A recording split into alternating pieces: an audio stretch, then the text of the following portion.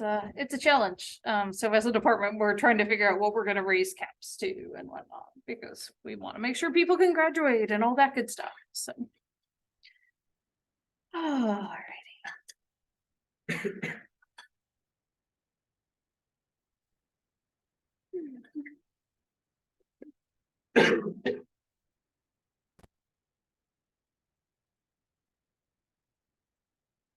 Okay, just wanted to pull up the syllabus to remind you of a couple things. Coming on up.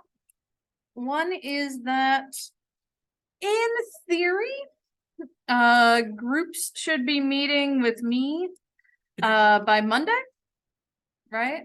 With your outlines and whatnot. That means you should make sure you are talking to the people in your group and coordinating with them. I know one group has already emailed me about scheduling, so the best thing to do is to look at my Calendly, find a spot that works for all of you, and then just book that. The other thing I can do, if that's too complicated, is just like meet with a group after class. I've done that in the past as well, or before class, although it's hard for me to get here super early because I teach right before this. So yes, be doing that. The other thing is to be thinking about the quizzes. Quiz 4 was technically already due, but you know, just get it done. Quiz 5 is coming up due a week from today. And then your group project presentations will start in 2 weeks, somewhere around there. So be really thinking about getting those together. If you have any questions about that, please touch base with me.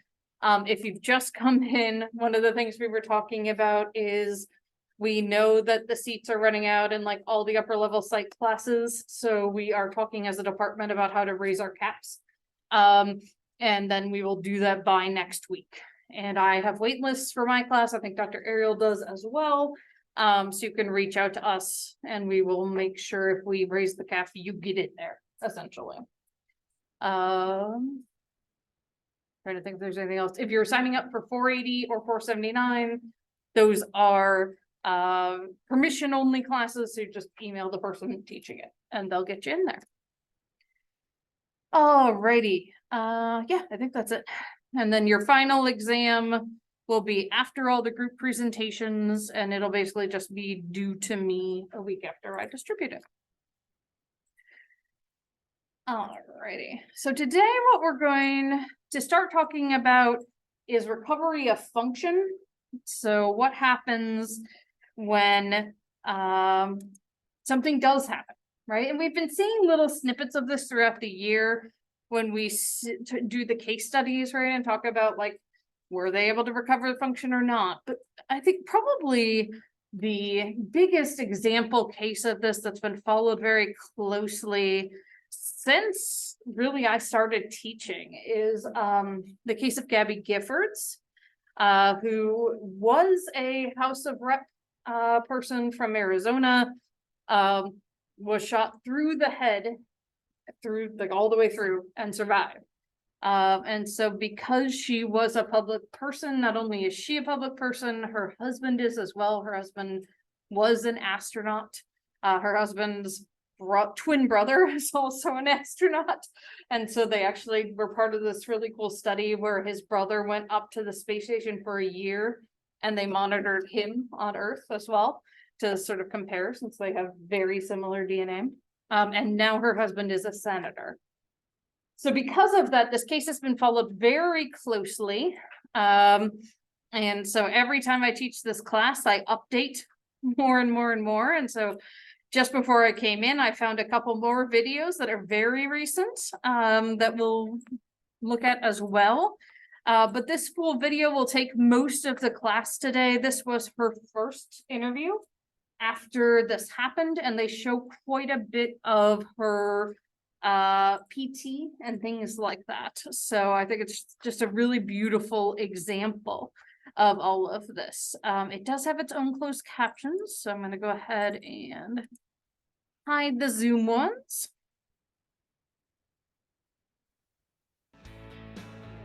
Tonight, a powerful lesson in reclaiming your life. Congresswoman Gabby Giffords, her husband, astronaut Mark Kelly. Gabrielle Giffords is too tough to let this beat her. Near death after a deranged stranger I can't. fires a bullet through her brain. Tonight, the videotapes of all those months of small, hard-won victories, setbacks, sadness, and joy. And around her, a team of invincible optimists, including her husband, the astronaut, who says he knows the sky is not the limit. Tonight, the journey of someone who made it from this to this. We ask the question, does she want to go back to Congress? How did she learn about the others who had died? And given how far she's come, how much further can she go? Strong, strong, strong. Tonight, the courage and love you bring when the life you live is not the life you planned. Gabby and Mark, Courage and Hope. Good evening. Someone who knew them Sorry. once said that Gabby Their closed captions suck, so I'm just gonna turn on this. I'm just like, those aren't helpful. Giffords and her husband Mark Kelly were simply America at its best. She once called the most positive person in Congress, he an astronaut, the commander of the space shuttle.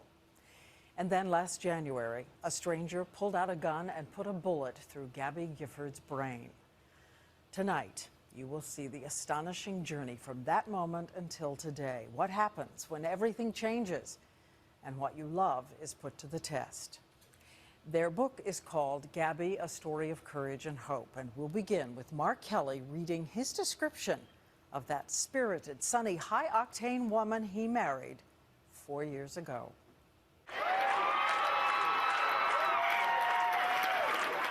Not just the Democrats, but the Greens, the Libertarians, and the Vegetarians. I want to thank each and every one of you. She was all at once an intellectual, a businesswoman, a community advocate, Good morning, everyone. Buenos dias. a cowgirl, a biker chick, using her hands as punctuation marks, And with the chutzpah to be able to stand up and just say it like it is. and she put on her tennis shoes and started walking around the district 10 hours a day, meeting every single person. I love this place. And then, on January 8th, these are the photos of the vibrant young Congresswoman in her red suit talking to constituents in front of a supermarket.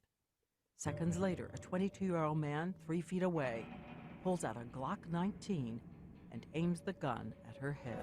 This is an ABC We are News following a special developing on a story. shooting It comes at to us a from grocery store The there. bullet he fires travels 1,000 feet per second through the entire left side of her brain. He fires 30 more afterwards, killing 6 people, wounding 13, before bystanders heroically tackle him. Some of the first reports said she had died. CNN has confirmed the Congresswoman has been killed. Representative Giffords is dead. And we're In also- fact, she was clinging to life. The world camped outside her hospital, strangers leaving tributes. Inside, I talked with her husband, Shuttle Commander astronaut Mark Kelly, who told me, even though she couldn't move, speak, or open her eyes, he knew his wife, and his wife would fight her way back. You know, I'm telling them she's going to make 100% recovery. Gabrielle Giffords is too tough to let this beat her. So tough, he thought maybe she'd already recognized him with one hand toying with his wedding ring the way she used to do. 4 days later, the president came to visit her. After that, her friends in Congress walking in, calling out her name, and a breakthrough. Room, Gabby opened her eyes for the first time. But you could not look at this scan of her head, how the bullet tore the length of her brain, shattering her skull, and not be daunted by the odds against her. Less than 10% of people with brain injuries even survive. Kelly consulted with the doctors about the odds and the ways to defy them. Any lower, it would have killed her. Any further midline, it would have killed her. If it crossed hemispheres, it would have killed her. Any further outboard, she'd never be able to speak again. Any higher, she'd never be able to walk. But until tonight, all we knew of what happened inside her hospital rooms was that photograph of Mark Kelly's hand in hers, and that a veteran asked that his Purple Heart be placed on her bed. We had no idea. Privately, Kelly was about to do something bold. But this is your room. He had decided he would videotape her recovery.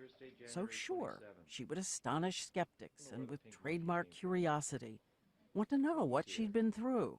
I just thought she's going to ask, okay, what was all that like? Cameras record an unflinching portrait of what it is to struggle back after you've been shot in the head at point-blank range. Here, a photo of her day 1 after the shooting. Here, day 4. Then, 2 weeks later, after she's been moved to Houston, those tapes begin to roll. Here's your secret code name, J.S. Lasso. The woman, once so animated, stares blankly as if the bullet has erased who she is. Her husband writes he believes optimism is a form of healing. Hope is a form of love. You look great. You just got a little work to do here. All right?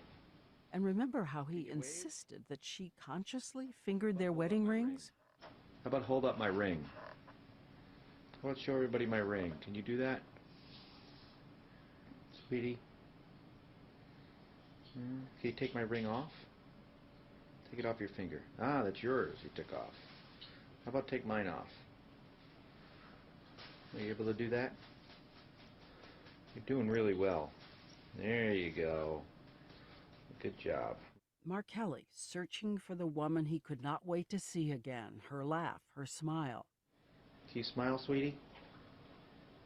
Oh, that's not a smile. That wasn't a smile. That's better.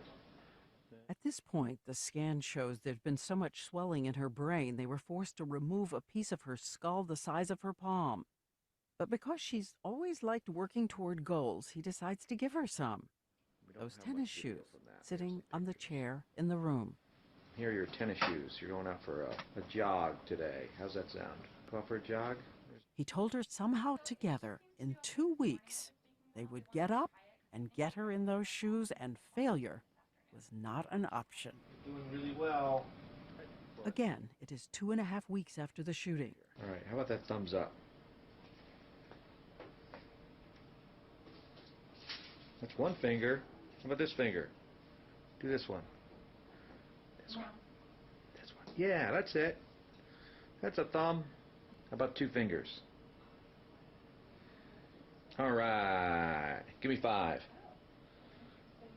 Good job. And another little breakthrough. The sweetie. therapist starts chanting a phrase and then cues up a missing word. I love you. Now you try it with me. I love you. Good. Let's do it again. He put up a sign for visitors that said, "No crying." He writes each morning when he walked into her room, he told himself to take a deep breath and focus, focus, focus, thinking this is what those wedding vows really mean. That sickness and in health clause, that's real. And alone at night, he writes in the book, he would make a bargain with God. Even if she could never walk again, please, please, let her talk and smile. In a Tucson elementary school, a little overachiever named Gabby Giffords loves to sing.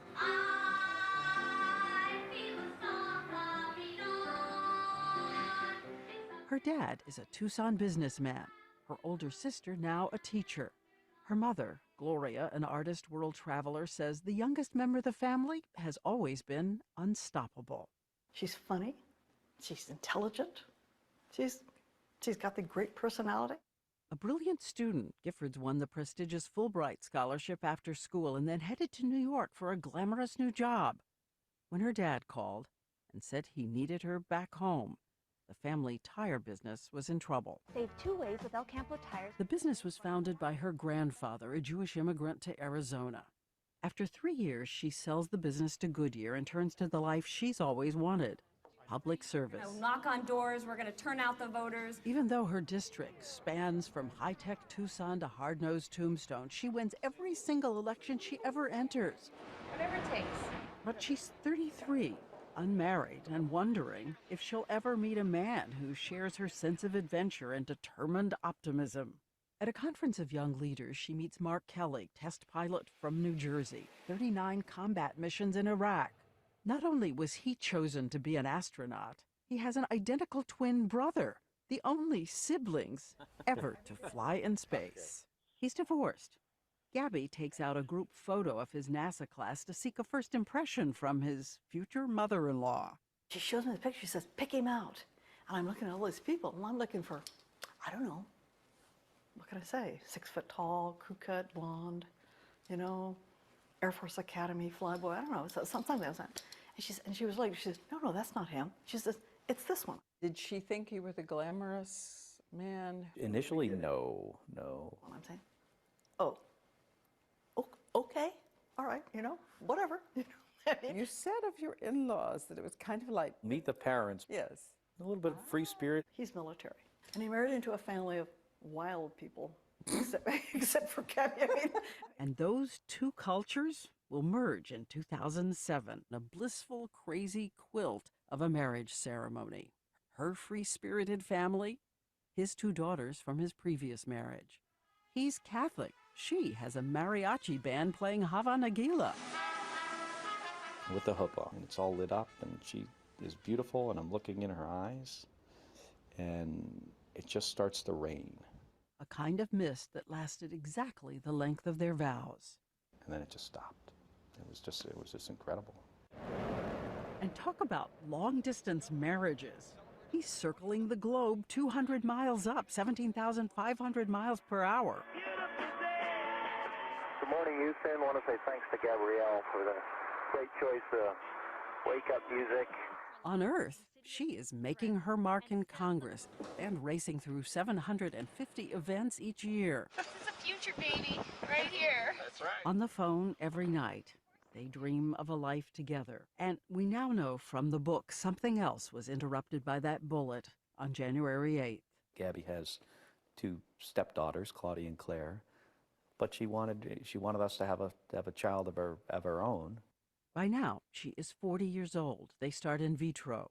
She is eager to get pregnant, but the lives they live mean she has to postpone appointments. Snowstorm, she couldn't Yeah, get back. Couldn't get there. And then she would have been pregnant on January 14th if everything went right. And then January 8th happened. They had hoped to call her parents with happy news. Instead, January 8th, a different call. and he told me, he said, Gabby's been shot. I said, somebody shot my baby. Somebody shot my baby. Gloria raced straight to the Tucson hospital. I started the car, and then I heard something. I heard, be still and know that I'm God. And this thing came over me. And I'm not proselytizing, okay? Never happened to me before.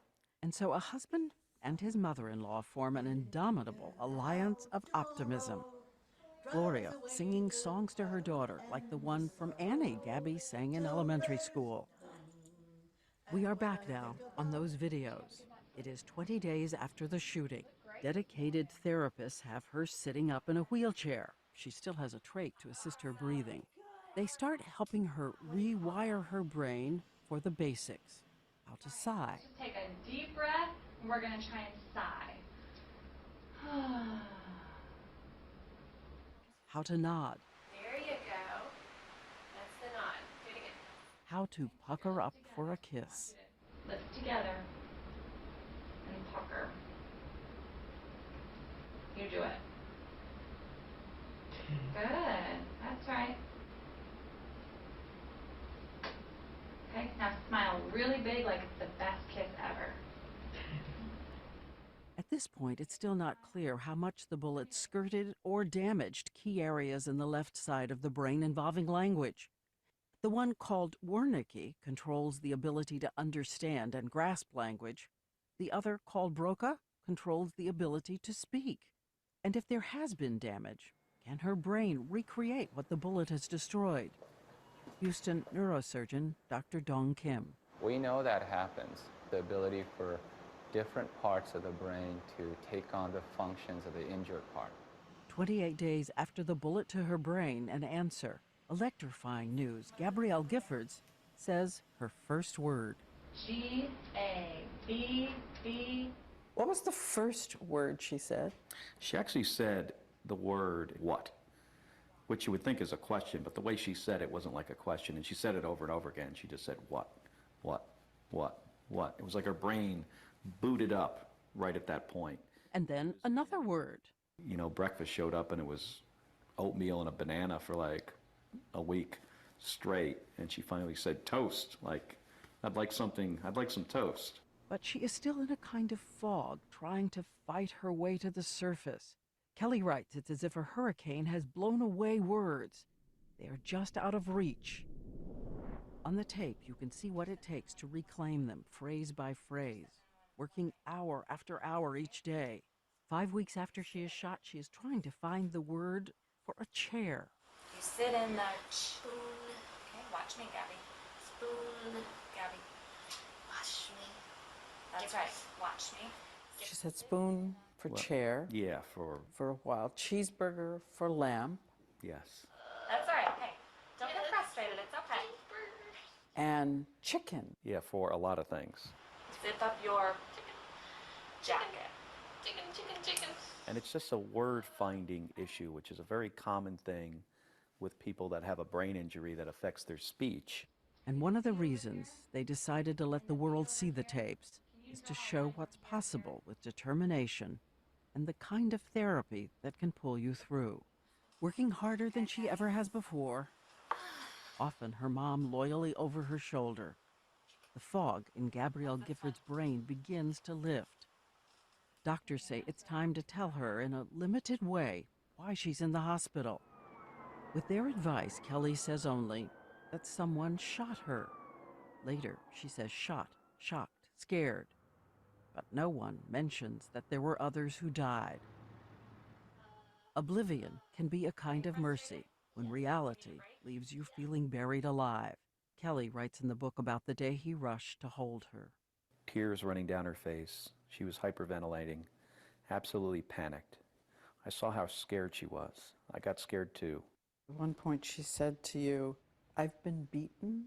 I've been beaten. So I would say, Gabby, you have not been beaten. You've just been beat up. And you're going to get through this, and you're going to recover, and you're going to come back stronger than ever.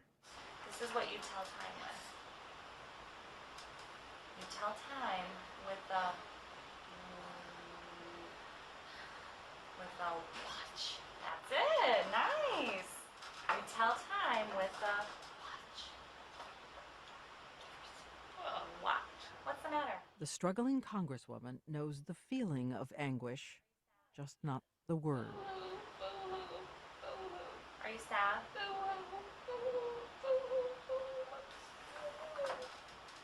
Gabby, are you frustrated? Can I tell you something? It is going to get better. Okay? It's frustrating right now, but it is going to get better. You've come a long way in 5 weeks. Her extraordinary therapist is Angie Glenn.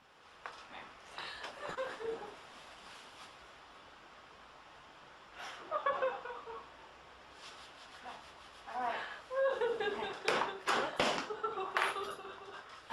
Now are you laughing? All right, what fun songs could we sing right now?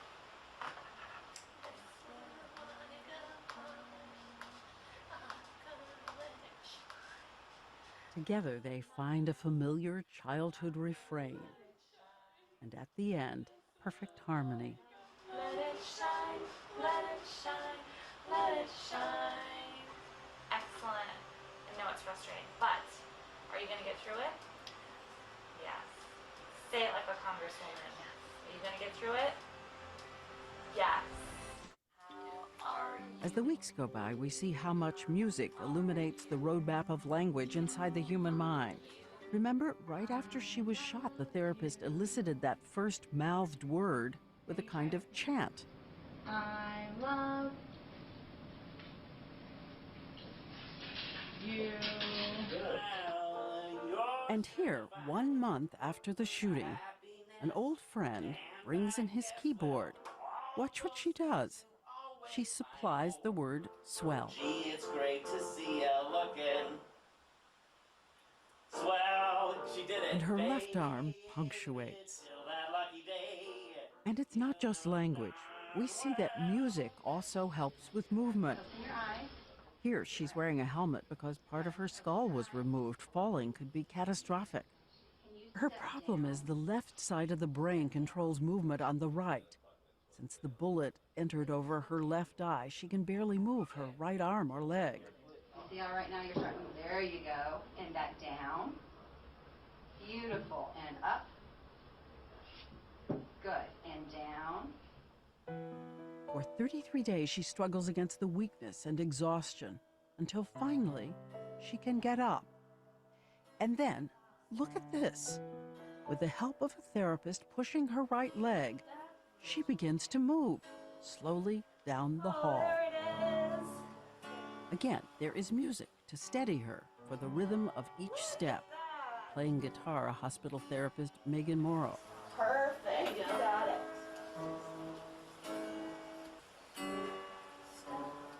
Beautiful. This one's easy. I've done it with you before. Music is accessed in many different areas of the brain that aren't designated for language. Good morning, Gabby. Gabby Howe. And they can retrieve the lyrics through another side of the brain to get words back. Well, good morning, Gabby. How do you do? Well, she's feeling bad. Good morning. How are you? You are so funny. She's just like, bad. But what's even cooler is that you remember my song. But what about the essence of Gabby? Doctors don't know where in the brain is charm, or optimism, or humor, or charisma. Again, only 7 weeks after the shooting, flashes of the old, funny, feisty Gabby. Sit in a boom. Sit in a chair. Did you just call yourself a goofball? She said goofball giver. Yes.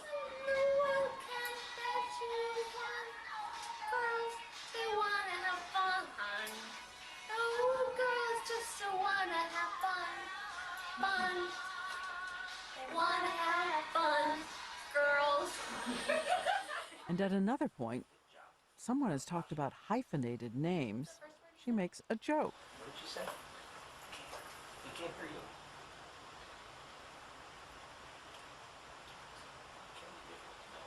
I have to hyphenate your name.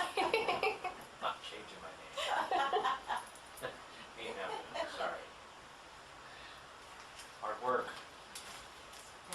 Yes. But you're a hard worker. Nobody works harder than you, so.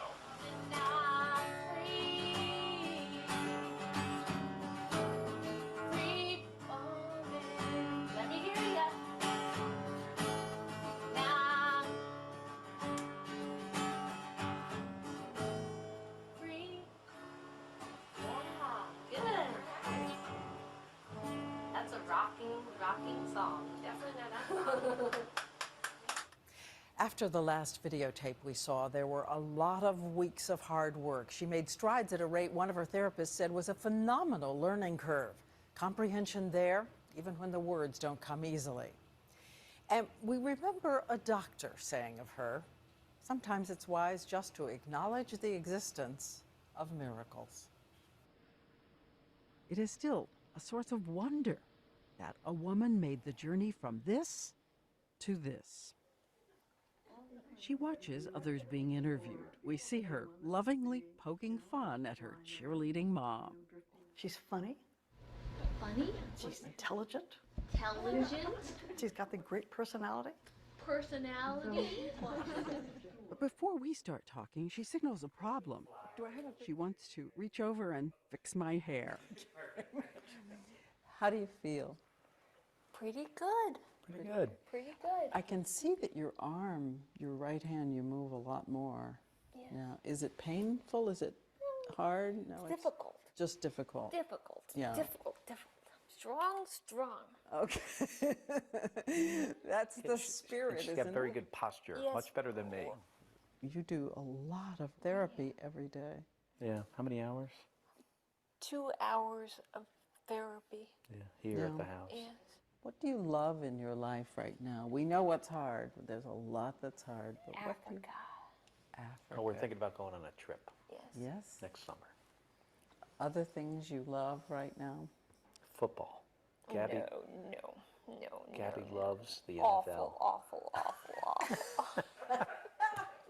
Loves. Thanks. I'll get you to come around eventually. And once again, in just 10 months, with ferocious determination, she strengthened her right leg so much that her walk went from this to this.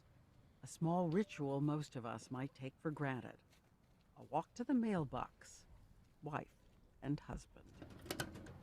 So do you remember the first time you met Mark? Yes. You do? Prison. Strange as that seems, it's true. It's a running joke. Their first date, she took him to a prison so she could re-examine her support for the death penalty. This is one of my favorite pictures. Whoa. Beautiful. So we wanted to ask more about her memories. What does she remember of January 8th? The book says the night before she took a bike ride and remembers having dinner at a favorite restaurant, saddened by the news that a beloved waitress there had died. So I asked about that night before. Toy. I thought maybe I'd confused her. It turns out Toy was the name of the waitress who died. And what about that next morning? Does she remember meeting constituents or seeing someone with a gun? Do you remember being there? No. That day is gone. Gone. No memory of the man in the crowd, the bullet, or being carried out on a stretcher, nor the 13 days at the hospital in Tucson before she was flown to Houston. And then you remember the airplane flight here. A little bit. She says she felt like a zombie. And we also wondered, how did she learn the full extent of the tragedy that day? As we said, doctors had advised Kelly at first to give her limited information, telling her only that she had been shot. Then, on March 12th, Kelly was reading her a newspaper article about her recovery, not knowing how well she had already begun to follow words. He skipped over something. This is a photo of the moment it happened. She grabbed your hand? Yeah, she grabbed the paper and then pointed to the paragraph that I skipped. And the paragraph that I skipped was where it talked about other people dying. She was very upset. Kelly says he has seen her crying, moaning, coping with the knowledge that 13 were wounded and 6 people died, including a little girl and a beloved member of her staff. We see the struggle when the pain you feel is beyond your words. And when Mark told you what happened? I cried. Died. sad. Oh, sad. A lot of people died. Hurts your heart. Yes. Tough. It's the question always hovering. Given how far she's come, how much further can she go? Again, this is her trying to say the word light just 10 months ago. Try. You turn on the light. And here she is today. Turn on the light. Every week, she sets out to tackle a new hurdle. On the day of the interview, relearning the way you ask a question when a bullet has taken away key words like who, what. So what does Frank ask? Who is coming? But it doesn't mean her trademark curiosity isn't all right there. Look what happens when the speech therapist says she crashed her car into the garage last night and had to tell her husband. I told him. More. You want more? Say, tell me more. Tell me more. We saw her learn in, 2 sessions what we may take weeks to teach. Dr. Nancy Helm Estabrooks, professor at Western Carolina University, is one of the country's most respected specialists in brain injury. She's been treating Giffords and tells us her thinking, comprehension are there. Her intellectual skills, her memory skills were really very intact. We hear people say, it's all in here. I can't get it out. Traveling to Africa. Whoa. In fact, that sound she sometimes makes is a signal to you that there's so much she wants to say but just can't summon the words. And while the Congresswoman is working here on Earth, showing what she's made of, 0 and liftoff. her astronaut husband did the same up in the sky, commanding the valedictory mission of his shuttle. As always, wearing her wedding ring around his neck, and when the shuttle arrived at the space station, 200 miles up, the crew there was waiting with wristbands for Gabby. This is the Peace Love Gabby bracelet. With the help of Bono and U2, the commander of the mission sends back that song she loves the most, a message, weightless, from the stars. I'm looking forward to coming home. Tell my wife I love her very much. She knows. After 16 days, he guides the shuttle in at night to a perfect landing. Welcome home, Endeavor. Back to the family who always pray for his safe return. His wife and 2 daughters, Gabby's stepdaughters, Claudia and Claire. They too transformed. In the book, it's clear at the beginning, blending a family wasn't easy on anyone. I think it was just me going through the age where, just being stubborn and just having an attitude. And I really wish that we could have spent more time together before. 2 young women who want to send a message to everyone tonight. Don't risk regret. Life can change in an instant. Claudia wrote her wounded stepmother a letter. Dear Gabby, you are the strongest, most incredible woman I have ever met. I love you so much. I took such a wonderful person for granted, and I feel horrible. I didn't forgive myself for a very long time. I actually still have that note in my car. Your daughters. Yes. I'm very proud of them. And Claudia and Claire. Beautiful. And tonight, after that last flight, Mark Kelly has retired. His wife's wedding band back on Earth after all those trips into space. 2 times, 3 times. It's the ring with the inscription inside. You're the closest to heaven that I've ever been. So we wanted to ask him, late at night, what does he really allow himself to hope for her future? What's the next thing you most would love to see her do? Well, certainly stringing a bunch of sentences together. That's what we would say in the space program. The sky is not the limit. I don't really subscribe to the failure word, and nor does Gabby. I've seen patients continue to recover for 2, 3, even 4 years. She hasn't plateaued. She's not going to plateau. But I have great faith that she'll make a sound decision for her. So what I'm saying here is, if Gabby thinks she can go back to Congress, she can. The filing date for Congress would be next May. Kelly says his wife will decide. You don't want to be more protective than that and say, no, don't put yourself out there where people are going to look at you and examine and question and always be judging. I'll do my best to protect her in whatever she chooses to do. But given the brutality of what happened to her, why would you ever want her to go back? Well, it comes back to, I think, what she said, right? That she's been beaten.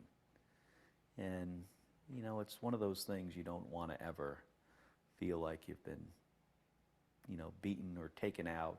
Too much hope ever? You can't have too much hope, right? Why? I mean, it's not a practical thing to do. Gabby has been blooded. Gabby's the warrior. Gabby's the survivor. And she's got a great message. She's a survivor, and she tells us that every one of us is a survivor. Gifford's mother, Gloria, has been sitting on the side watching the whole conversation. She remembers the song she sang to her daughter in the hospital. Tomorrow, let your bottom dollar, that tomorrow, there'll be sun. Been singing about tomorrow, clear the void, the cobwebs and the sorrow. There is none. And when you think of what she's already done, who dares say tomorrow is not just a day away. So does Gabby Giffords really want to go back to Washington? Back where she was once called the most positive person in Congress, It is exciting. Yeah. staying upbeat even during the unsettling campaigns of 2010. When we all watched opposition sometimes become vitriol. After she voted for health care, she faced people in her district calling her a traitor, booing her in town halls. Someone even fired a gun into her office door. And you may remember Sarah Palin targeted her district with an ad that had a gun sight on it. Giffords once worried aloud to her husband. She says, someday I'm really worried that somebody's going to come up to me at one of these events with a gun. But her worry didn't stop her conviction that her job was to try to make democracy work. Even after the shooting, she sent a message of courage and unity. Last August, barely able to walk, she flew across country to cast a vote on the debt ceiling. And as she entered, the entire Congress cheered. She knew them by name, even shouting out a hello to the sergeant at arms. Mr. Speaker! You said hello, living good. Oh, living good. Living good. She has looked at that disturbing photo of the man arrested for shooting her and so many others. She and her husband say they just wish he could have been helped. It was obvious that he had serious mental issues. If he would have received some treatment, this probably would not have happened. Do you ever get angry at what happened to you? No. No. Life. Over the past months, while her dedicated staff has tried to take care of all constituent needs, she's had to miss 98% of the votes in the Congress she loves. So today, does she really think she can go back to Washington? No, better. It's better?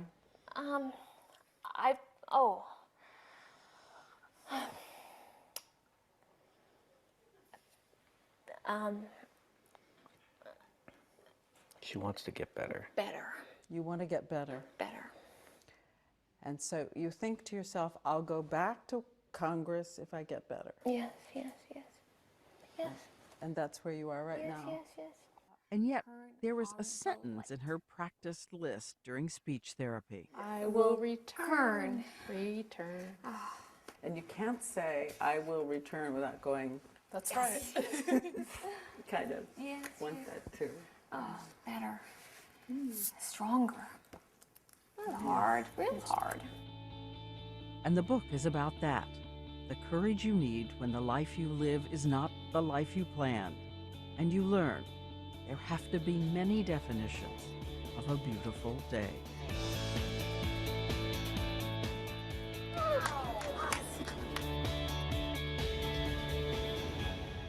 And one last question.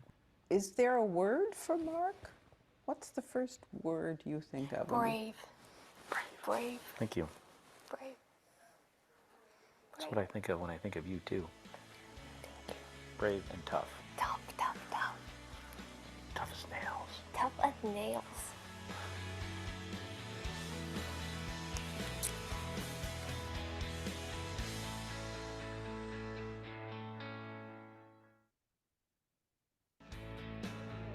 Tonight, a powerful lesson in reclaiming your life. Congresswoman Gabby Giffords, her husband, astronaut Mark. So like after teaching this class for 10 plus years, I finally like only tear up a little when I watch that. It's just so inspiring.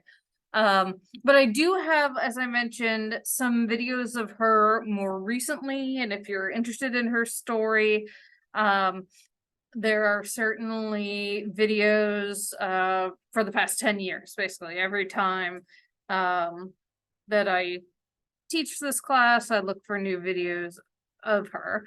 And so this is one from just this year, where she has, probably not surprisingly, become an advocate for common sense gun laws. You know, once you get shot in the head, you know, that becomes something that you think a lot about, right?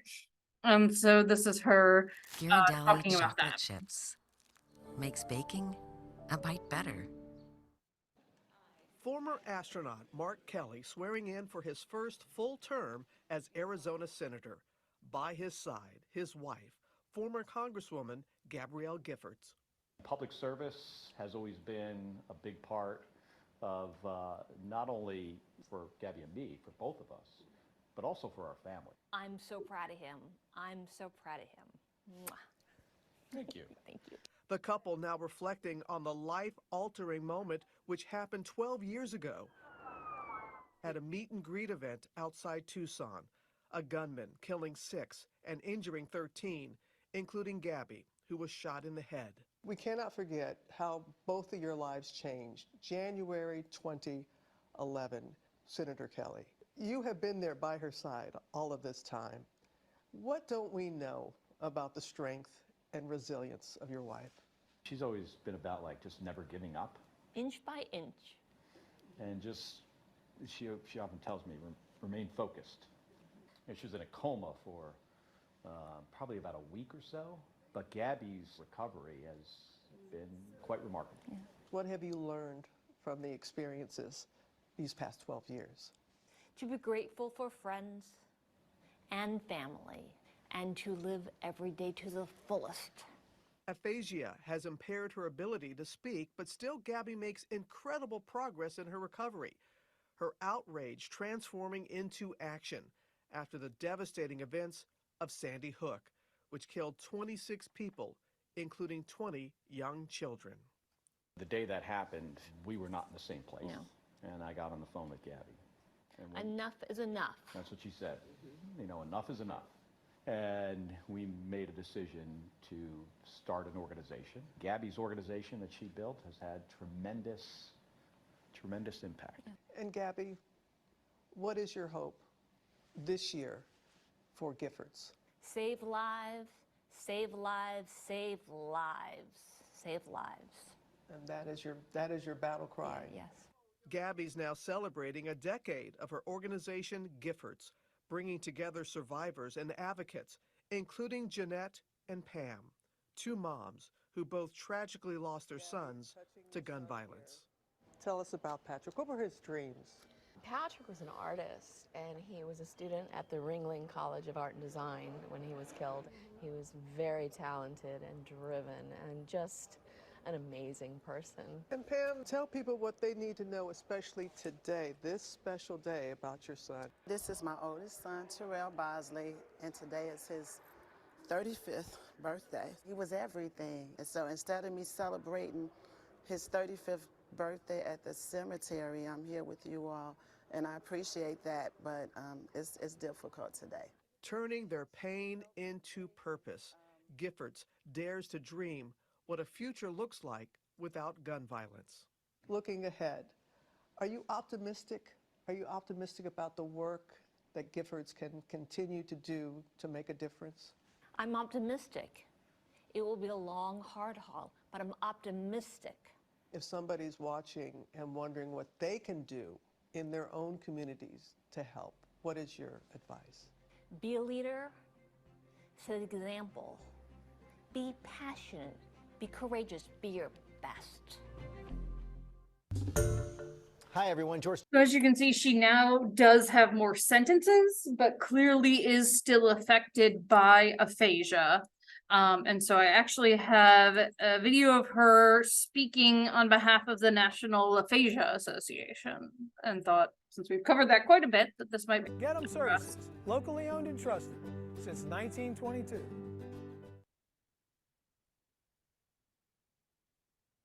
I'm Gabby Giffords. I'm from Tucson, Arizona. January 8th, 2011 changed my life forever. I was a congresswoman. I was shot in my head while meeting with my constituents. I couldn't walk. I couldn't talk. But confronted by despair, I summoned hope. Confronted by paralysis and aphasia, I responded with grit and determination. I put one foot in front of the other. I found one word and then I found another. My recovery is a daily fight, but fighting makes me stronger. Words once came easily. Today I struggle to speak. Asia really sucks. The words are there in my brain. I just can't get them out. I love to talk. I'm Gabby, and I'm so quiet now. It can be so difficult. Losses hurt. Setbacks are hard. But I tell myself, move ahead. I'm finding joy in small things. Ride my bike, playing the French horn, going to the gym, laughing with friends. The small things add up. You are not alone. We got this. So obviously someone who can be an inspiration to other folks as well. And it seems like, you know, it just sort of like depends on the day, how well she's able to articulate. And I think how much she's practiced, right?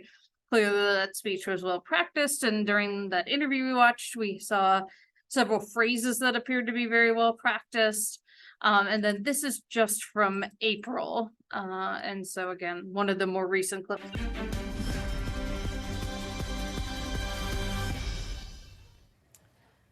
Thanks for streaming with us. She was shot in the head 12 years ago, surviving an assassination attempt which left her with a severe brain injury, impairing her ability to speak.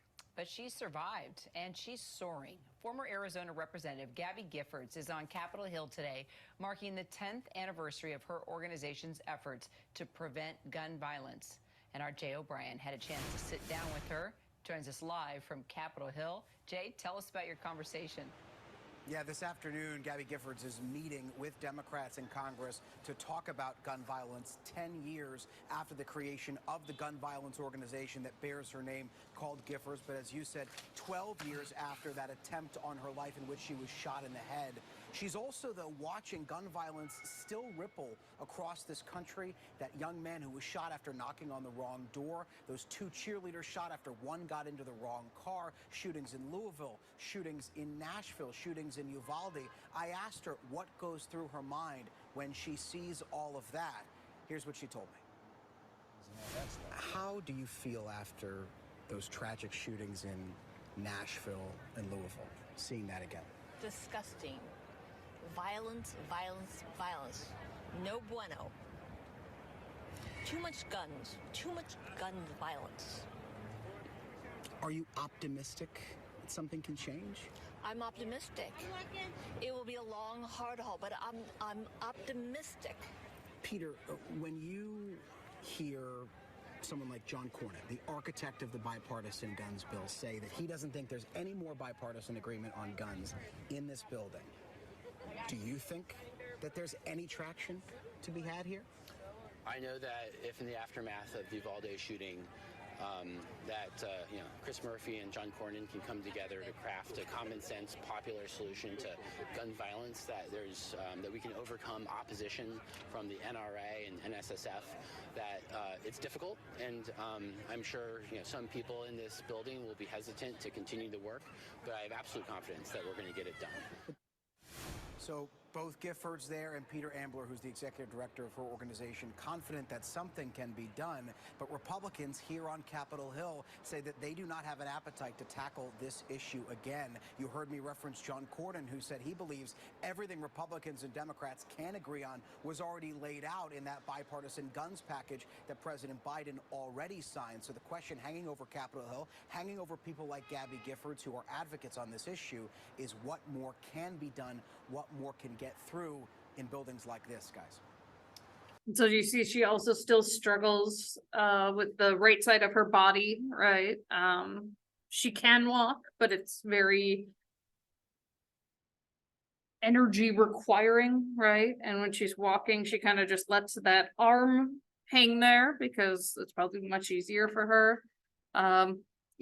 Yes, she's made a lot of recovery. Yes, she had excellent doctors, but she still has giant scar tissue down her brain, right? Well, and Jay, as you know, there was a bill passed last year that made some headway around the issues of gun violence. Obviously not enough for those who believe in much stronger measures like the Giffords organization. But what do they say about that bill that the president signed, President Biden said?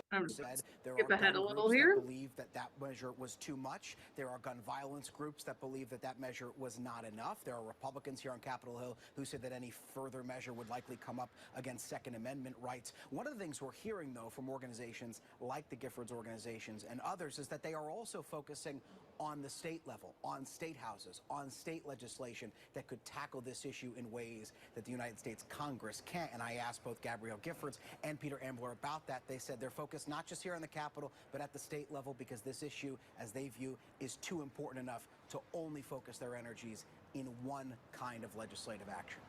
And they're making progress there. I think there are about 9 states now have passed what they call assault weapons bans, including Illinois, I think, most recently. Jay, thanks very much for that interview. And so, yeah, she couldn't go back to Congress. As you saw, her aphasia can be frustrating for her because you get that she gets it, right? When you watch her, you get that she's comprehending everything. She just can't get the words out in the way that she wants to, right? And so that's overwhelming, right? And that's frustrating. And it just, she wanted to be better if she went back to Congress, and she just never quite got there. But she found another way to help, right? She has this organization, she's an advocate, and then her husband, again, as they talked about, he said, we've always been, and our families have always been people who are in public service. And so he wanted to kind of take on that role, I think, in the ways that she can't. The next video that I'm going to show you all is, talking about neuroplasticity. I think I've mentioned this previously, but until the 1990s, which I know for y'all probably sounds decently far away, but like I was a teenager in the 90s, right? So to me, it feels pretty recent. We thought that you were like born with all the neurons and neural connections you would ever have. And then if you got injured, you were just screwed, right? And then in the 90s, we figured out, no, neuroplasticity exists and the brain can rewire itself. And so this video focuses on sort of the science behind that. Next, new advancements in the understanding and treatment of brain injury, a field receiving much attention after the shooting of Congresswoman Gabrielle Giffords. Ray Suarez has the story. The public and her doctors have been impressed by the Congresswoman's progress. She's responded to questions, and doctors say they may send her home within days to weeks. But the road ahead is undoubtedly long. We look at what medicine... I'm just trying to look real quick when this was posted. 12 years ago. It doesn't say the exact date, but it sounds like while she was still in the hospital, so probably spring or summer of 2011. ...understands about treating the brain and its ability to adapt. Dr. Henry Brehm is chairman of the Department of Neurosurgery at the Johns Hopkins Medical Center in Baltimore, and Dr. Norman Doidge is a psychiatrist who specializes in this field. He's author of The Brain That Changes Itself, Stories of Personal Triumph from the Frontiers of Brain Science. And Dr. Brehm, we're talking about a woman who was shot at close range and about 10 days later is giving her husband a neck rub, blinking her eyes, moving her limbs on command. It's unusual, no? It's extraordinary. 2/3 of people who are shot by a gun in the head die at the scene. And then over 90% of the people die within a short amount of time after the injury. So surviving in any level of function is truly extraordinary. And she, by reports, is doing very well. She's making progress and getting better and better. Today in Tucson, Dr. Michael Lamole said the next major step is the graduation to rehabilitation. What does that mean? It means that the surgical issues seem to be behind her, that there are 2 issues related to brain injury. The first is the actual injury itself, the gunshot wound, and that's frequently fatal. But the second issue is the swelling and bleeding and the secondary consequences. And that's what the surgeons are most concerned about, because they can't do anything about the destruction from the bullet, but they can do things to prevent the secondary problems like infection. And that's why they took off that portion of her skull at one point, because her brain was swelling so much that essentially it was going to get more damage from pressing against the skull. So that's why they took that off at that point in time. Action as well. And they reacted extremely quickly and properly and with the highest level of care. And she seems to be getting over the fence of where the major risks are. So briefly, what do you have to do now? Now it's really a matter of letting the brain recover. And that recovery period can take anywhere from weeks to months to up to a year to see the maximum recovery. Dr. Deutsch, does the brain heal like other tissues in the body that may be bruised or broken or cut? Well, it turns out that it does heal, although for about 400 years we thought that it was far less good at that than other organs in the body.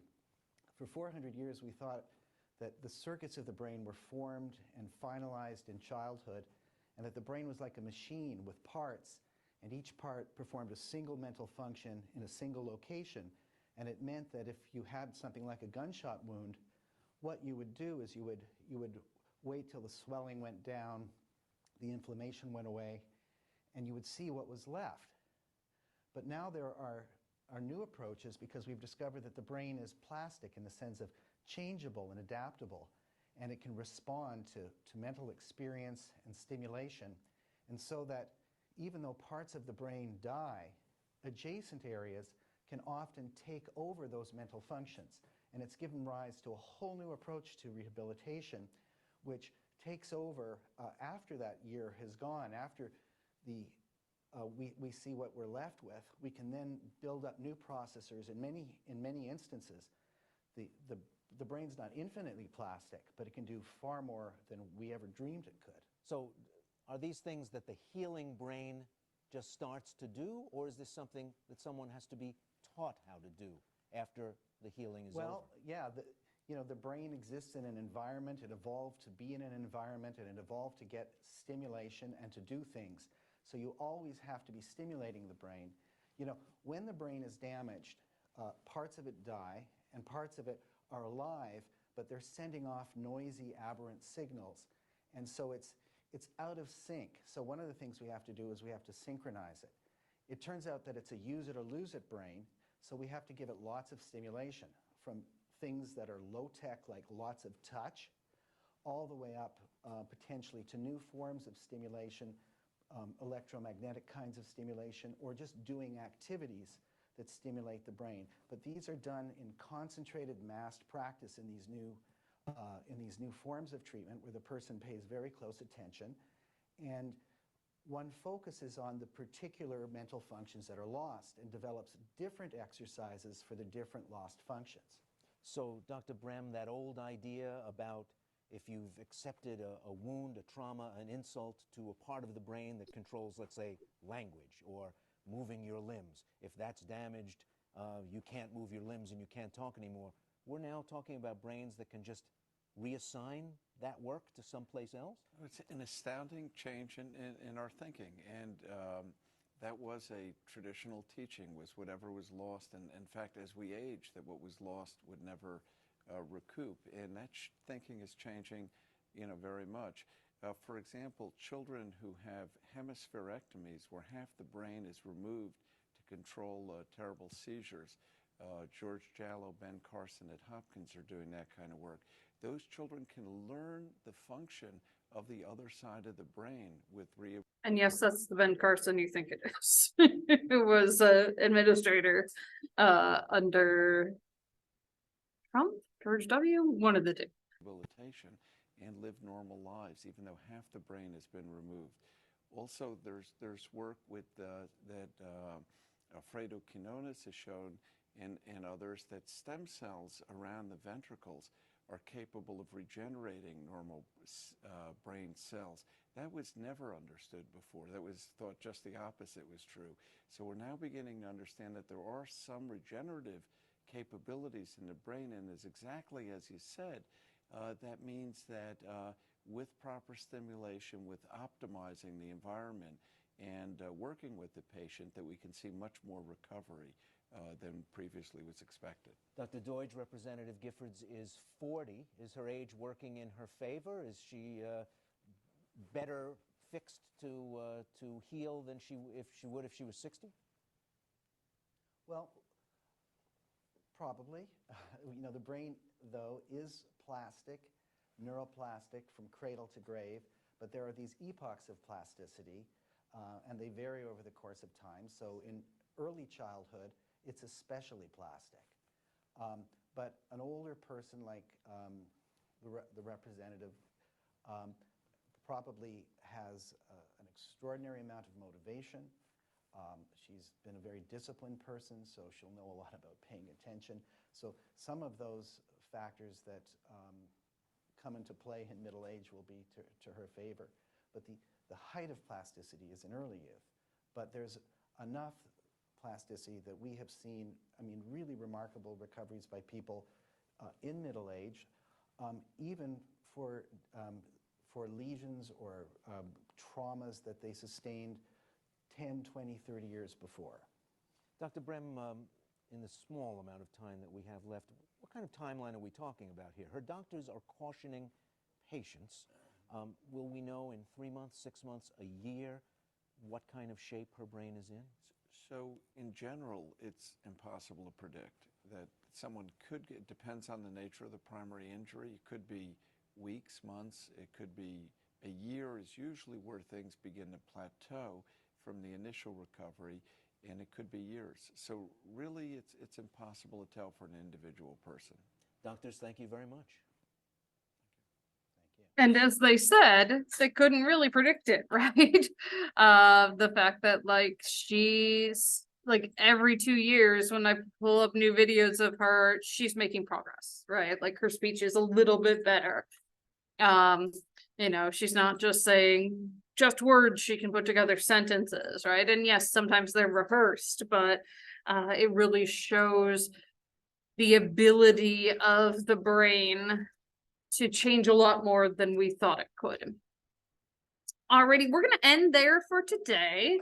And then next Monday, we'll talk a little bit more about recovery of function as well.